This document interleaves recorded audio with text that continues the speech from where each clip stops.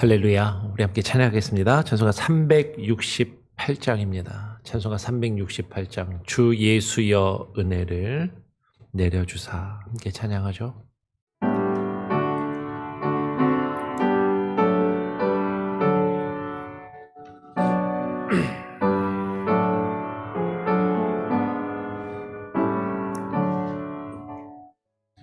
주 예수여 은혜를 내려주사 고충 많게 하옵소서.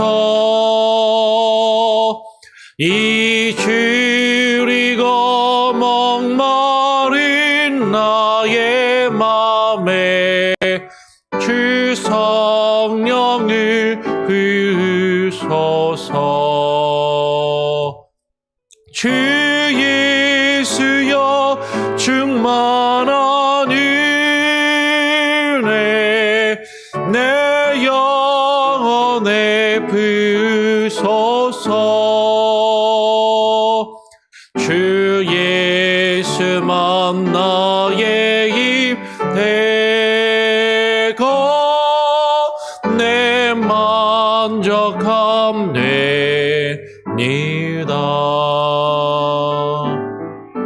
주 예수여 죄에서 풀어주사 날 정결케 하옵소서.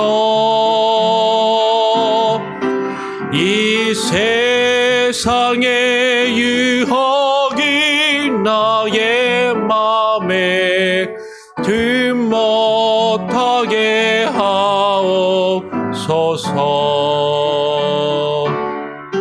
주 예수여 충만한 은혜 내 영혼에 부으소서. 주 예수만 나의 힘 되고 내 만족함 되니다.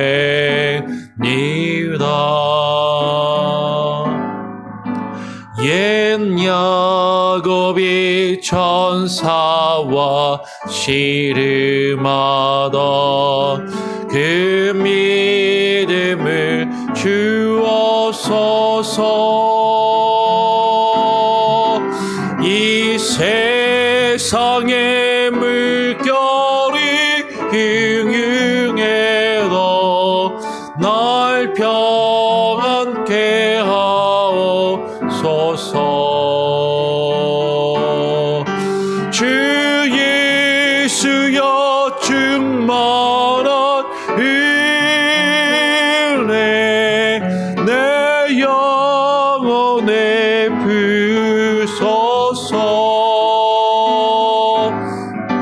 주 예수만 나의 힘 되고 내 만족함 되니다.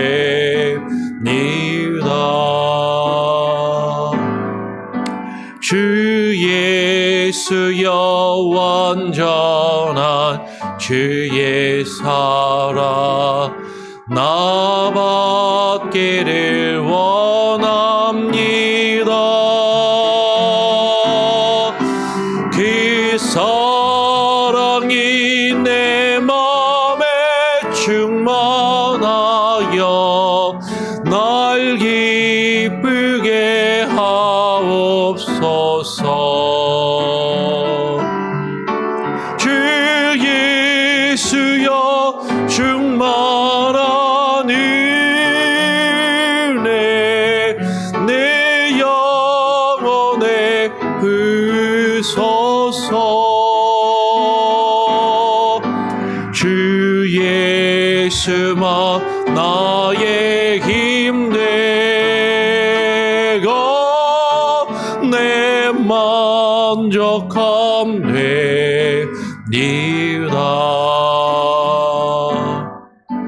내 마음에 임하신 주의 성령 늘 계실 줄 믿습니다.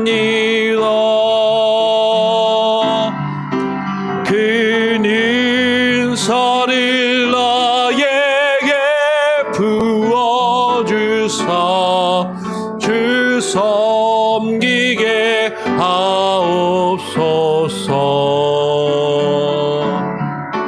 주 예수여 충만한 은혜 내 영혼에 부소서. 주 예수만 나의 힘되 거내 만족함 되니라. 하나님, 그렇습니다. 주님께서만 나의 힘이 되시고 나의 만족함이 되심을 고백합니다. 주님, 그 은혜를 우리로 하여금 깨달아 알게 하시고 그 은혜를 누리게 하시고 그 은혜 가운데 깊이 빠져들어가며 그 은혜 아래 살아가는 우리들 되게 하여 주시옵소서. 하나님, 그러나 우리의 본성과 우리의 악한 습성은 죄악되고 하나님의 뜻을 거역할 수밖에 없는 연약한 존재들임을 고백하지 않을 수 없습니다.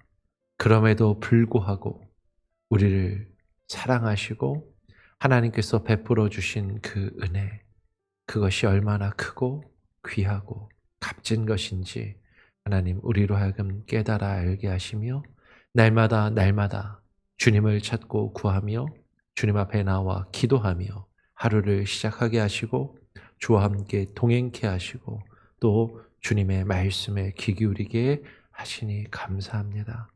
오늘 이 시간 하나님 우리의 죄악된 모습 그것을 주님 앞에 깨닫고 고백하며 내려놓게 하여 주시고 주님만 바라보며 주님만 의지하며 살아갈 수 있는 참된 믿음, 그 은혜를 구하며 은혜 아래 거하는 주의 백성들, 주의 자녀들 되게 하여 주시옵소서. 감사하며 거룩하신 예수 그리스도의 이름으로 기도합니다. 아멘. 예, 오늘은 웨스트민스터 신앙고백 제6장으로 넘어갑니다. 우리가 어제까지 제5장 섭리에 대해서 7번에 걸쳐서 섭리에 대해서 같이 나누었거든요. 그렇죠? 근데 오늘 이제 6장으로 넘어가면 6장은 인간의 타락, 죄, 그리고 형벌에 대해서 같이 나누게 됩니다. 근데 섭리에 대해서 7번에 걸쳐서 7절에 걸쳐서 그것이 이렇게 길게 어떻게 보면 비슷한 얘기들을 약간씩 바꾼 것처럼도 느껴지면서도 그걸 좀 자세하게 풀어서 섭리에 대해서 7번에 걸쳐서 나눴는데 오늘부터 인간의 타락, 죄 그리고 형벌에 대해서 죄에 대해서 우리가 같이 나누는데 내용이요 짧아요. 오늘 6장 1절도 이 슬라이드 한 장이거든요. 6장 1절부터 내용이 짧은데 각 절이 다른 것에 비해서 상당히 짧은데 6절로 이루어져 있습니다. 그러니까 그 내용의 어떤 양만 보면 한 2-3절로 해도 어떤 절은 우리가 봤을 때는 되게 긴 절도 있지 않았습니까? 뭐 슬라이드 뭐 4장 뭐 이렇게까지도 같이 보고 그랬는데 한 장밖에 안 되는 요 정도 분량으로 6절을 만들었더라고요. 뭐 정확하진 않지만 제가 볼 때 웨스트민스터 신앙 고백을 만들면서 여기에 어떤 상징적인 의미를 좀 부여한 것이 아닌가 그런 생각이 좀 듭니다. 그래서 섭리는 하나님이 하시는 것이니까 성경에서 숫자가 가지는 게 수학적이고 어떤 딱 떨어지는 그런 의미보다도 영적인 의미, 상징적인 의미들을 부여하는 거죠. 그래서 섭리하심은 하나님의 어떤 완전하신 그 일하심을 상징적으로 나타나기 위해서 7이라는 숫자를 사용해서 7절에 걸쳐서 그것을 다루었다면 인간의 타락, 죄 그리고 그 형벌에 대해서는 6절로 짧지만 6절로 어떤 인간적인 세상적인 숫자인 6이라는 숫자를 사용해서 언급한 것이 아닌가.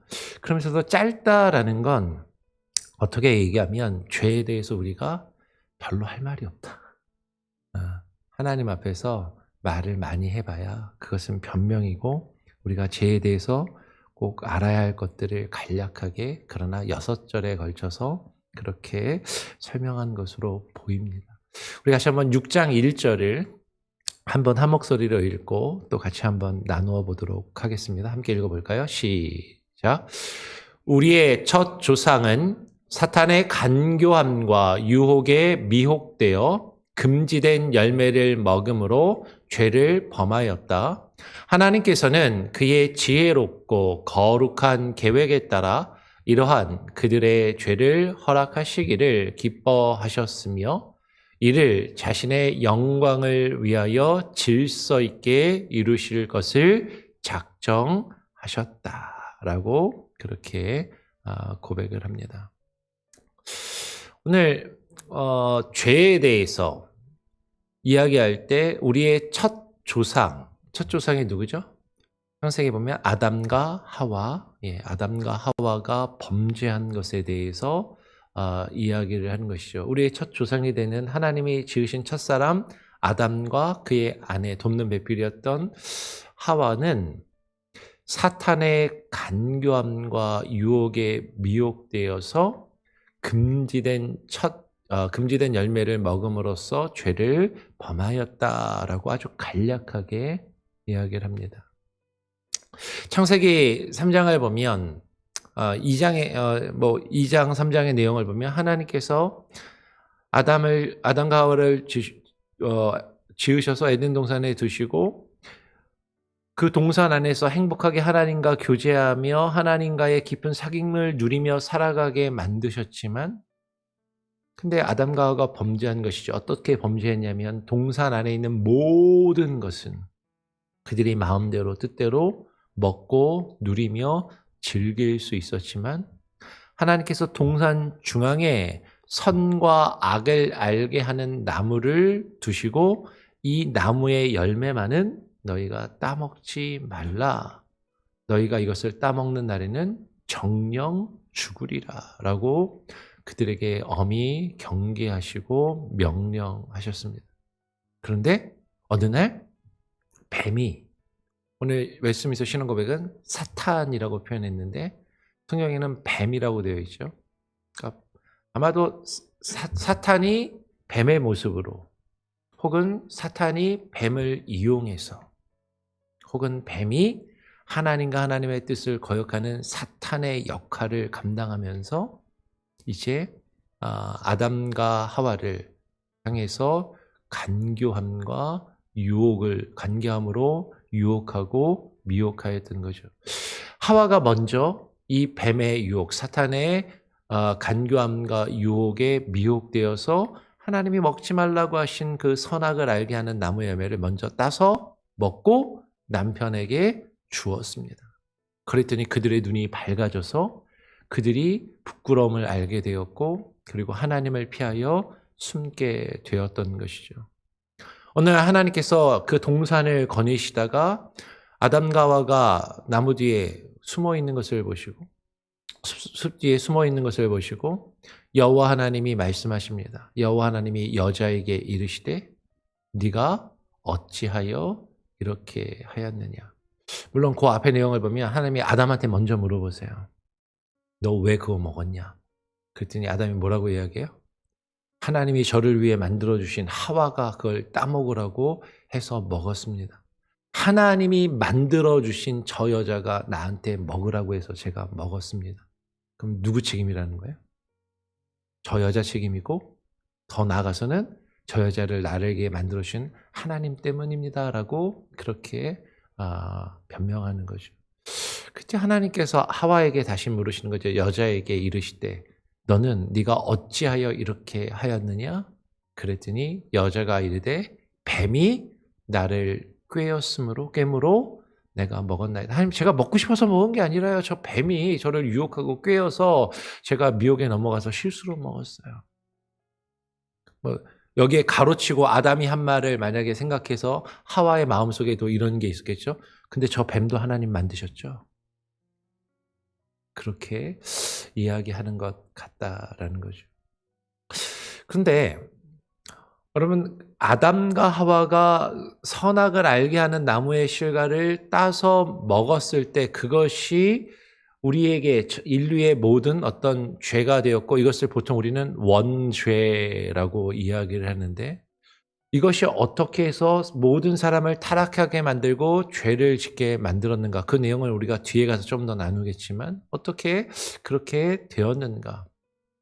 이 선과 악을 알게 하는 나무, 그 나무와 그 나무 열매 자체의 어떤 신비하고 주술적인 영적인 힘이나 능력이 있어서 그것을 따서 먹는 순간 그 죄의 기운이 인간의 몸속에 퍼져서 인간이 죄인이 된 것인가.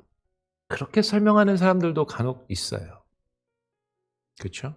거기에 어떤 신비한 능력이 있고 그 능력이, 죄악의 기운이 사람에게 퍼져갔다 라고 그렇게 이야기하는 사람들이 있습니다. 그러면 그 열매를 만지는 순간 그렇게 됐을까요? 아니면 입에 닿는 순간 그랬을까요? 그 열매를 깨무는 순간 그랬을까? 아니면 그 열매를 우적우적 씹어 목구멍으로 넘긴 다음에 소화가 돼서 그 소화된 것이 몸에 쭉 들어가서 몸에 이제 그 영양분이라고 해야 될지 죄의 기운이 몸에 퍼지면서 그렇게 되었을까? 그런데 사실 여러분, 여기서 중요한 표현은 사단의 간교함과 유혹에 미혹되어서 금지된 열매를 먹었다라는 것이죠.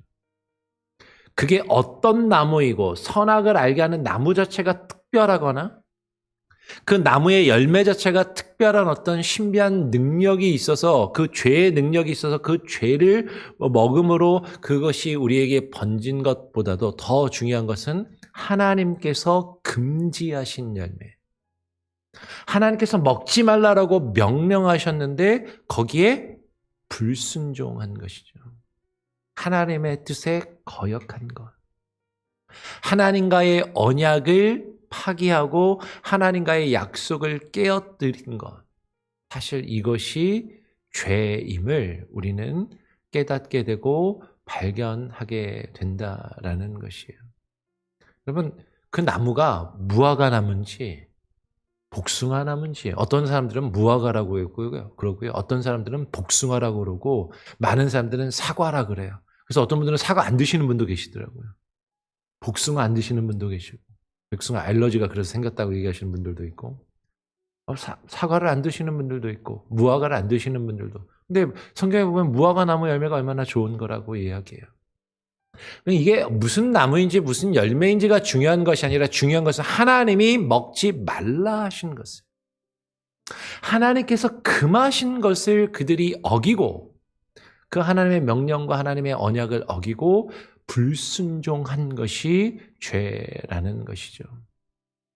고린도후서 11장 3절은 이렇게 이야기합니다. 뱀이 그 간계로 하와를 미혹한 것 같이 너희 마음이 그리스도를 향하는 진실함과 깨끗함에서 떠나 부패할까 두려워하노라. 뱀이 그 간계로 아담과 하와를 미혹하였습니다. 근데 아담과 하와를 미혹하여서 네가 이 열매를 먹으면 하나님처럼 될 거야. 하나님처럼 너의 눈이 밝아질 거야 라고 하나님처럼 되고 싶은 그 인간의 마음을 부추기면서 그들을 유혹하고 미혹하였는데, 오늘 고린도 후서는 그 열매 자체가 어떤 특별한 능력이 있어서 그 열매를 절대로 만지지도 말고 보지도 말아야 하는데 그거를 만지고 봐서 그것을 먹어서 인간이 죄가 되었다라고 이야기하는 것이 아니라 오늘 사도 바울은 고린도후서 11장 3절에서 너희의 마음이 마치 하와가 미혹당한 것 같이 너희의 마음이 그리스도를 향하는 그 진실함과 깨끗함에서 떠나 부패하는 것이 죄임을 이야기하는 것이죠. 하나님께서 아담과 하와, 첫사람 아담과 하와를 지으셨을 때 처음에 말씀드린 것처럼 하나님과 영원토록 함께하고 하나님과의 그 친밀한 관계를 가지고 누릴 수 있도록 지으셨어요. 아담과 하와가 하나님을 향하는 진실함과 깨끗함을 가지고 주님과의 그 깊은 사귐과 그 교제 속에 들어가 그것을 누리게 하나님께서 하나님의 형상대로 그들을 지으셨는데, 그런데 그 하나님을 향하는, 그리스도를 향하는 그 진실함과 깨끗함에서 떠나는 것, 그것이 죄이고 그것이 바로 원죄라는 거죠. 선과 악을 알게 하는 나무의 열매 하나를 따먹은 것 자체, 그 행위 하나 자체가 죄가 아니라 하나님의 뜻에 불순종하며 그들의 마음이 하나님에게서 떠나는 것, 그들의 마음이 하나님으로부터 멀어진 것, 하나님을 향한 진실함과 깨끗함에서 떠나 하나님을 떠나 하나님으로부터 멀어져 부패하는 것이 죄임을 지금 성경은 이야기한다라는 것입니다. 그러면서 오늘 웨스트민스터 신앙고백 6장 1절은 뒷부분에 가서 뭐라고 이야기하냐면, 하나님께서는 그의 지혜롭고 거룩한 계획에 따라 이러한 그들의 죄를 허락하시기를 기뻐하셨으며 이를 자신의 영광을 위하여 질서 있게 이루실 것을 작정하셨다라고 그렇게 표현을 해요. 여러분, 이거 잘 읽어야 됩니다. 잘못 읽으면, 요 부분만 딱 잘못 읽으면 하나님께서 이러한 그들의 죄를 허락하시기를, 이들이 죄짓기를 기뻐하셨다고 이렇게 보이는 거죠. 여러분, 잘못 읽으면 하나님이 아담과 하와가 죄짓기를 기뻐하셨네? 그렇게 지금 이야기하는 거네? 하나님이 그들을 죄짓기를 기뻐하시고 죄짓도록 내버려 두시고 그렇게 만드셨구나 라고 지금 이야기하는 것이 아니라, 여러분, 우리가 앞에서 작정에 대해서, 섭리에 대해서 길게 나누었잖아요. 그러면서 계속해서 강조했던 것이 하나님께서 죄의 원인이 되시고 죄의 책임이 하나님께 있는 것이 아님을 계속해서 앞에서 이야기했습니다. 그런데 지금 이 이야기는 하나님께서 그들의 죄를 허락하시기를 기뻐하셨다는 것, 그들이 죄 짓는 것 자체를, 그들의 죄를 기뻐하셨다라는 것이 아니라 하나님께서 그들을 창조하시고 그들에게 자유의 의지를 주시며 그들이 모든 것을 그들의 뜻대로, 사람이 사람의 뜻대로, 우리가 우리의 뜻대로 모든 것을 행하도록 내버려 두시기를 기뻐하시면서도 하나님께서는 그 연약함을 아시고, 그래, 너희가 하고 싶은 대로 한번 해봐라, 그렇게 내버려 두시지만, 그러나 하나님의 그 기쁘신, 하나님의 크신 그 작정과 뜻 안에서는 그 모든 것을 통하여서 자신의 영광을 위하여 하나님이 그렇게 인간들에게 자유의 의지를 주시고 죄를 짓도록 그냥 허락하시는 것을 하나님께서 기뻐하셨다는 것은, 그 모든 과정을 통하여서 이를 하나님 자신의 영광을 위하여 질서 있게 이루실 것을 작정하신 것, 그 모든 것이 하나님의 기뻐하신 뜻 가운데 있음을 한마디로 이야기하는 거죠. 번역을 하다 보면, 영어 표현이나 그 표현을 이제 번역하다 보면 이렇게 번역할 수밖에 없지만, 근데 하나님이 죄 자체를 기뻐하셨다는 것이 아니라 인간을 창조하시고 인간에게 자유의 의지를 주시고 인간이 자신들이 하고 싶은 모든 것을 할 수 있도록 그냥, 그래, 내가 너를 사랑하고 내가 너를 존중하고 너에게 자유의 의지를 주었으니까 네가 하고 싶은 대로 모든 걸 하고 싶은 대로 한번 해봐라. 그런데 하나님은 우리의 연약함을 아시는 거죠. 우리가 범죄할 걸 아시는 거죠. 그러면서도 그 모든 범죄와 그 인간의 역사의 과정을 통해서 하나님께서 사람으로 하여금, 그래, 너는 죄인이야, 결국 너는 내가 없으면 안 되는 존재야. 그러니까 너는 나에게 순종해야 하고 내 뜻을 따라야 하고 나와의 관계를 회복해야 돼. 라는 것을 사람으로 하여금 알게 하시고, 그렇게 인간들이 범죄하였음에도 불구하고 하나님이 사람을 사랑하시고 은혜를 베푸셔서, 그럼에도 불구하고 인간이 이렇게 나약하고 죄가 많은 존재임에도 불구하고 인간을 구원하시는 것을 통하여서 사람들이 하나님 외에는 저희는 살 수 있는 길이 없는 연약한 존재이고 하나님밖에 없습니다 라는 것을 깨닫고 하나님께 영광을 올려드리며 하나님만 찾고 구할 수 있도록 그렇게 사람들을 다루시기를. 그러니까 억지로 처음부터 너 죄 지을 생각 절대로 하지도 마. 그러면 그냥 확 이렇게 하나님이 꼼짝도 못하게 사람을 지으신 것이 아니라, 내가 너 사랑해. 너 하고 싶은 대로 해봐. 근데 인간이 죄를 짓고 다 깨어진 다음에 너 안 되지. 그러니까 나한테 돌아와야 돼. 내가 용서해 줄게. 하나님이 그 모든 과정을 이루시기를 하나님의 그 크신 작정 안에서 기뻐하셨다라고 이야기를 하는 것이에요. 이렇게 설명을 해도 그래도 이해가 잘 안 되는데 이럴 수도 있어요. 근데 하나님의 크신 계획, 하나님의 크고 놀라운 계획 안에서 하나님은 그 일들을 이루기를 기뻐하셨다. 여러분 한번 이렇게 생각하시면 좋을 것 같아요. 여러분의 자녀들이 있잖아요. 자녀들이 어떤 아이는 말을 잘 듣는 아이도 있고 어떤 아이는 말을 잘 안 듣는 아이들도 있겠죠. 근데 말을 잘 안 듣는 아이를 부모가 사랑하는데 어떻게든 바른 길로 이끌려고 할 때 전혀 조금만 잘못해도 막 매를 때리면서 조금도 잘못을 못하게 그렇게 할 수도 있지만, 그렇게 하지 않고 엄마 아빠가 그 아이를 사랑하는 마음으로, 엄마 아빠가 널 사랑하니까 너 하고 싶은 대로 해도 한번 해봐. 근데 그거 아니야. 그리고 그 잘못을 범하고 실수하고 그 실수한 결과를 아이들이 경험하고 깨달아 안 다음에는, 그러니까 엄마 아빠 말을 들었어야지 라고 아이에게 알려주고, 그렇게 아이가 성숙해가고 잘못을 깨닫고 뉘우치며 바른 길로 가도록 하는 것을, 그렇게 하기를 부모가 좋아하고 그렇게 아이를 양육하는 것처럼 하나님도 우리를 그렇게 다루시고 그렇게 우리를 향하여 하나님의 역사를 섭리하시기를 기뻐하셨다라는 그런 의미다라는 것이죠. 그래서 오늘 여러분 이 말씀의 내용이 짧죠. 그런데 여러분 분명한 것은 우리가 하나님 앞에 죄인이다.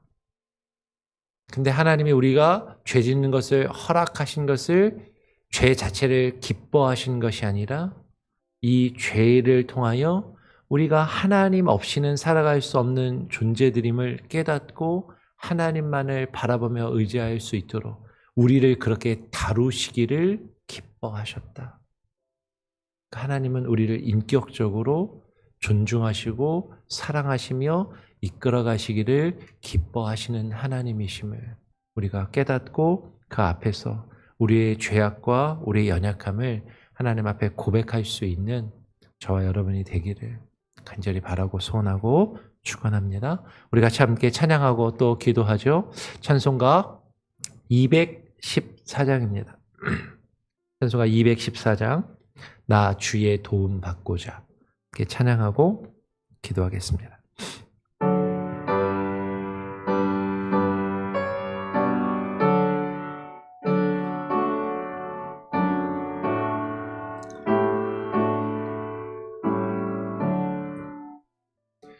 나 주의 도움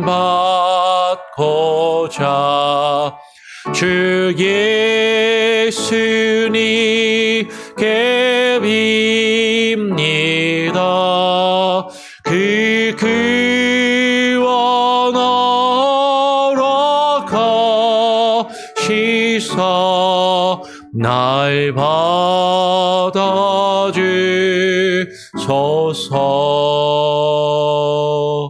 내 모습 이대로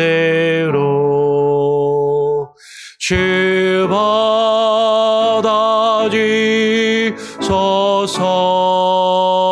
받아주소서. 날 위해 돌아가신 주 날 받아주소서.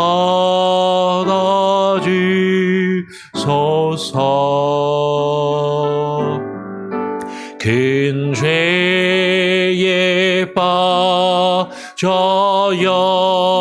영죽을 날 위해 피 흘렸으니 주 영상대로 위주사 날 받아주소서.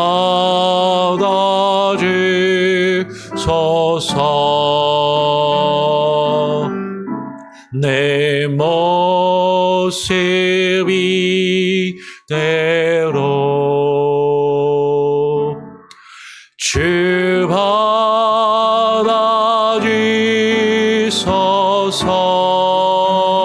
받아주소서.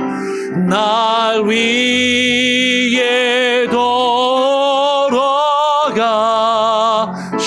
주 날 받아주소서.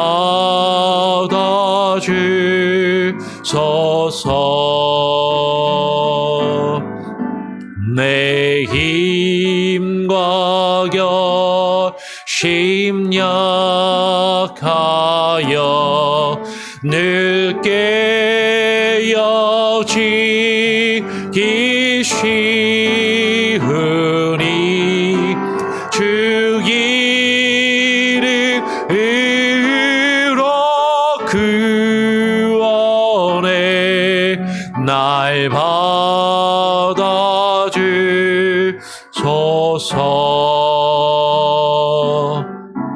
내 모습 이대로 주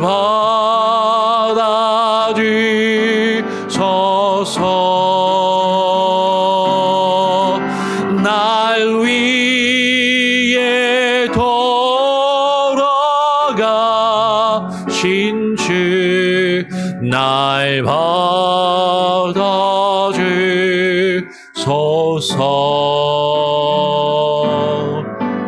내 주님 서신 바 앞에 나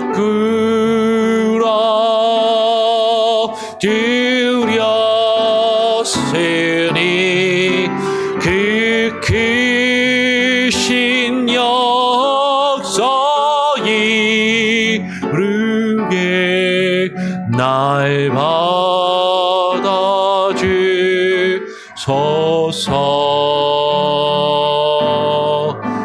내 모습 이대로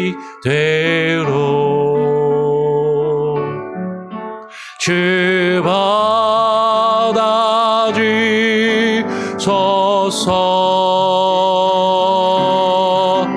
날 위해 돌아가신 주 날 받아주소서.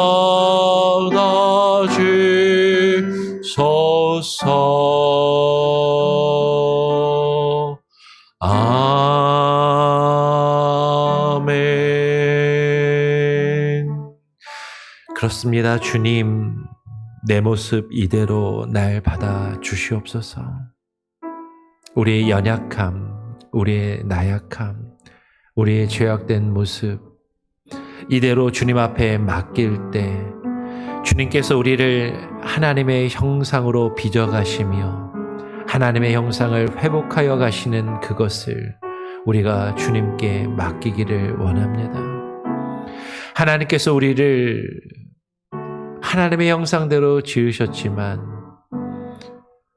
첫사람 아담과 하와가 범죄하고 타락하였을 때 그것을 내버려 두심은 그들의 연약함을 깨닫고 그들의 나약함을 깨닫고 하나님을 찾고 하나님을 구하며 하나님 앞에 겸손히 무릎 꿇기를 바라셔서 하나님의 형상을 회복시키시며 하나님의 형상으로 그들을 다듬어가는 그 기나긴 과정을 하나님께서 기뻐하시고 사람을 단순한 도구나 그저 기계나 로봇으로 만든 것이 아니라 하나님의 형상대로 지음받은 주의 자녀들 같이 여기시며 우리를 인격적으로 대하시고 우리를 온전히 빚어가시기를 그 과정과 그 방법을 택하시며 그 길이 비록 길고 험할지라도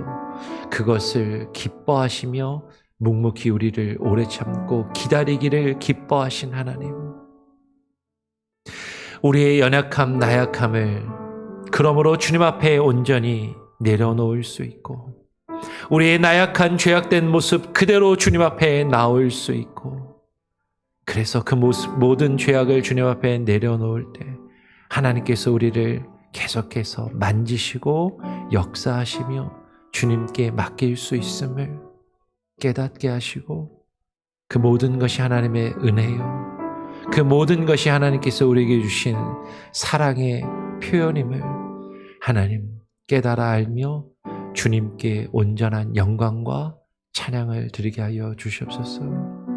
오늘 이 시간 우리들 주님 앞에 나와 기도할 수 있는 이 은혜, 이 시간을 얼마나 귀하고 이 시간을 값지게 여기게 하여 주시고 하나님 오늘 우리에게 주신 귀한 마음들을 마음에 깊이 새기게 하시며 머리로 깨닫는 것이 아니라 마음으로 깨닫게 하시고 그 하나님의 은혜를 그 하나님의 말씀을 붙들고 하루하루를 우리에게 주어진 삶과 인생을 살아갈 수 있는 겸손한 믿음, 지혜와 능력을 부어주시옵소서. 오늘 하루의 삶 가운데 어렵고 힘든 순간 가운데 있는 우리 지체들을 기억하여 주시고 특별히 우리 이봉현 지사님 하나님 붙들어 주시옵소서. 회복시켜 주시옵소서. 어려움 가운데 있는 우리 지체들 하나님 기도하는 그 기도와 간구들 하나님 들으시고 응답하여 주시옵소서. 모든 것을 주님께 맡기고 주님만 의지하며 우리의 죄와 허물을 사하시기 위하여 자신의 생명을 내어주신 우리 구주 예수 그리스도의 이름으로 기도합니다. 아멘. 오늘 하루도 주님과 함께 동행하시기 바랍니다.